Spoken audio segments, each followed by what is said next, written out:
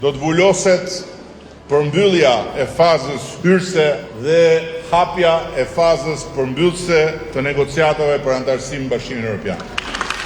Urime Shqipëri, ju po i përmbyllni negociatat për antarësim në Bashkimin Evropian, ndërsa Kosova humbi 6 vitet e plota me konflikt, propagandë dhe izolim.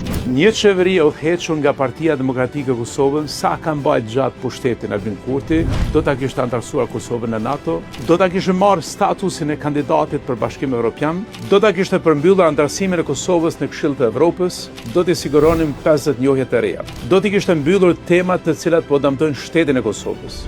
Kjo gjë nuk ndodhi dhe Kosova humbi 6 vite të rëndësishme.